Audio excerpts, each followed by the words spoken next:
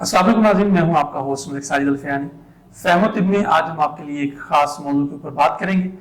गुज़श्ता हमने एपिसोड में बात की ब्लड प्रेशर की। ब्लड प्रेशर आमतौर पे क्यों होता है, उसकी वजूहात क्या हैं, कैसे बचा जा सकता है, और वो बच्चों को भी हो रहा है, ख़वातीन को भी हो रहा है, मर्दों को भी हो रहा है, बड़ी उम्र छोटी उम्र, वो तमाम हमने डिस्कस की अपने साबका प्रोग्राम में। आज का जो हमारा प्रोग्राम है वो खास तौर पे हम डिस्कस करेंगे ये जो ब्लड प्रेशर है, ये ख़वातीन जो प्रेग्नेंट होती हैं, जो कि हामला होती हैं, उनमें ये मर्ज की वजूहात क्या हैं, उनसे बचा कैसे जा सकता है, और इस ब्लड प्रेशर का बच्चे की सेहत के ऊपर क्या असर होता है और माँ की सेहत के ऊपर क्या असर होता है। ये तमाम गुफ्तगू आज के इस प्रोग्राम में हम करेंगे। और गुफ्तगू करने के लिए हमारे पास माहिर तिब मौजूद हैं हमेशा की तरह, जो कि MS है, इमदाद बशीर हॉस्पिटल की गायनाकोलॉजिस्ट हैं, मैडम डॉक्टर नाज़रीन गौहर। आपको खुशामदीद। Thank you. कैसे हैं आप, खैरियत से हैं? मैम, ब्लड प्रेशर की हमने साबका प्रोग्राम में बात की। नॉर्मली जो खवातीन प्रेग्नेंट होती हैं, हामला होती हैं, उनमें ब्लड प्रेशर की वजह क्या होती है, इसके हवाले से हमें कुछ बताइए। जी ठीक है। इसमें यह है कि जो ब्लड प्रेशर ज़्यादा होना अगर तो बिफोर मतलब प्रेगनेंसी के 20 वीक से पहले रिपोर्ट हुई है जी, तो उसकी वजूहात वही होंगी जो हमने पहले डिस्कस की थी, यानी उसको हम क्रोनिक हाइपरटेंशन बोलते हैं, वो प्रेगनेंसी की वजह से नहीं है। ठीक है। अगर आफ्टर 20 वीक्स हुई है तो वो प्रेगनेंसी की वजह वो से प्रेगनेंसी इंड्यूस्ड होगी। ठीक है। उसमें ये होता है कि जो आवल बनती है जिससे खून की नालियां जानी होती हैं माँ से बच्चे तक, वो तंग होती हैं। ठीक है। उनके तंग होने की वजह से बॉडी ऐसे केमिकल्स रिलीज करती है, ऐसे मवाद जो होते हैं, हार्मोन्स जो होते हैं, वो बनते हैं कि जिसकी वजह से हामला खातून जो होती है उसका ब्लड प्रेशर ज्यादा रहना शुरू हो जाता है। ठीक है, ये इसकी वजह है। ठीक हो गया जी। अच्छा, क्या ये तमाम खवातीन में होती है जो प्रेग्नेंट होती हैं, या कि कोई खास स्पेसिफिक एज की लिमिट है? क्या वजूहत है, या जो भी खातून प्रेग्नेंट है उसको ये मर्ज होना ही होना है? क्या ऐसी नहीं, शर्त है? ऐसा बिल्कुल नहीं है। ये कुछ खवातीन में होता है। इसके रिस्क फैक्टर्स यानी जिन खवातीन में हो सकता है उसमें एक तो एज का आदत है कि अगर एक्सट्रीम ऑफ एज पे है या बहुत छोटा बिफोर 20 वीक्स या आफ्टर 30-35 वीक्स, तो उनमें ज्यादा होता है। इसके अलावा मल्टीपल गेस्टेशन बोलते हैं हम, जैसे ट्विन प्रेगनेंसी है, ठीक है, उसमें होने के चांसेस ज्यादा होते हैं। जी। लाजमी नहीं है कि 100% होगा ही, होने के चांसेस होते हैं। ठीक है, इसके अलावा जिनको पहले से शुगर का मर्ज है ठीक है, उनमें ये मसला हो सकता है। तो इसके यही वजूहत है।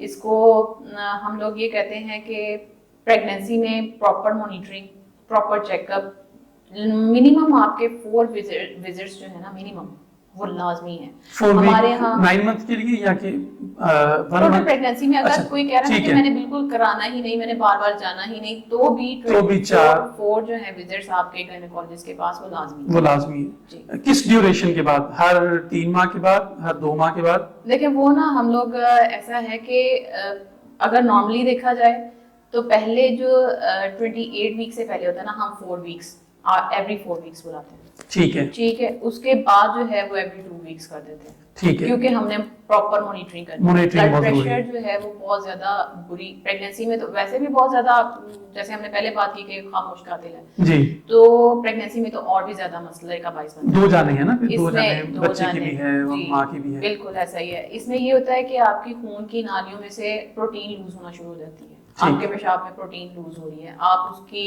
उसको हम प्री एक्लैम्पशिया बोलते हैं। अगर आप उसको भी ट्रीट नहीं करेंगे, आप मेडिसिन नहीं ले रहे, आप प्रॉपर चेकअप नहीं करवा रहे, तो आप एक्लैम्पशिया की तरफ जाते हैं। एक्लैम्पशिया में ये होता है कि खातून जो होती है हामला, उसको झटके लगते हैं।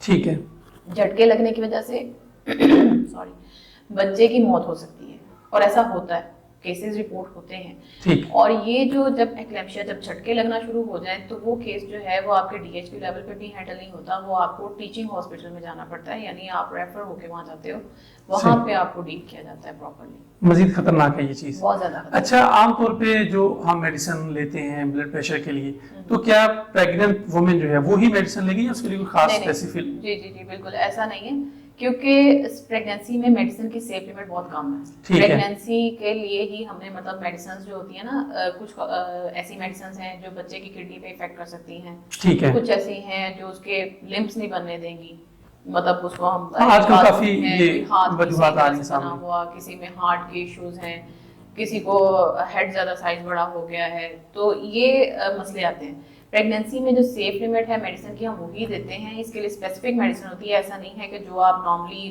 पर्सन को दे सकते हैं मेडिसिन वही आप इनमें देंगे, ऐसा नहीं होता। बिल्कुल ठीक है। अच्छा डॉक्टर साहब, ये भी बताइए कि ब्लड प्रेशर ज्यादा हो या कम हो, उसका इफेक्ट वालिदा को ज्यादा है या कि बच्चा इफेक्ट ज्यादा होता है, ये दोनों इफेक्ट होते हैं? दोनों ही इफेक्ट हो रहे होते हैं एट अ टाइम। जैसे मैंने आपको बताया कि अगर झटके लगते हैं तो खातून जो है उसका अपना ब्रेन इफेक्ट हो रहा है, उसकी पूरी बॉडी इफेक्ट हो रही है। इसके साथ साथ बच्चे की भी बच्चेदानी में ही उसके पैदाइश से पहले ही उसकी मौत हो जाती है, अक्सर ऐसा देखा गया। तो ये बड़ी खतरनाक चीज है जी।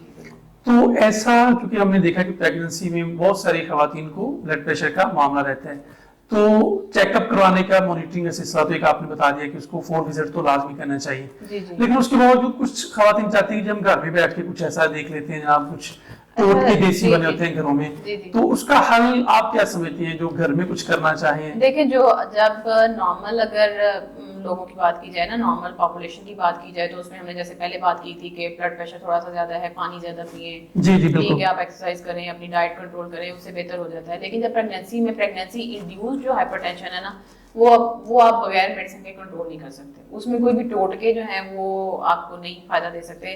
अगर आपका ब्लड प्रेशर ज्यादा होना शुरू हो गया है और कंफर्म हो चुका है कि आप प्रेगनेंसी इंड्यूस्ड हाइपरटेंशन है आपको जी, तो उसको टोटकों से बेहतर नहीं किया जा सकता। वो फिर आगे से आगे जैसे प्री एक्लैम्पशिया, और देखिए ना, आप केसेस रिपोर्ट क्यों हो रहे हैं, इसी वजह से हो रहे हैं ना। अगर एक्लैम्पशिया तक पेशेंट पहुंच रहा है, उसको झटके लग रहे हैं, इसका मतलब है उसने पहले से कंट्रोल नहीं किया, मॉनिटरिंग उसकी प्रॉपर नहीं हुई, प्रॉपर मेडिकेशन नहीं हुई। अच्छा, प्रेगनेंसी के दौरान जो मेडिसिन दी जाती है, चाहे वो ब्लड प्रेशर की हो या कोई और मेडिसिन देते हैं, तो वो मेडिसिन कहीं ना कहीं बच्चे को या वालिदा को इफेक्ट तो नहीं कर रही होती? मैंने आपको बताया, मेडिसिन हमने देनी ही वो होती है जिसका कोई इफेक्ट ना हो। हमारे पास जो ये प्रॉपर एक सब्जेक्ट है प्रेगनेंसी में सेफ मेडिकेशन, जो लेबल्ड है कि यही आप दे सकते हैं, इसके अलावा कोई और मेडिसिन देंगे तो उसके ये नुकसान आ सकते हैं। उसका मसला ये होता है कि वो जो मेडिसिन होती है ना, वो आंवल के थ्रू क्रॉस करके, प्लेसेंटा उसको हम बोलते हैं आंवल को, उसको क्रॉस करके बेबी में जाके उसमें इफेक्ट अपने देती हैं। जो हम देते हैं मेडिसिन प्रेगनेंसी में सेफ होती हैं, उनका यही फायदा है कि वो क्रॉस नहीं करेगी, वो बेबी तक जाएंगी।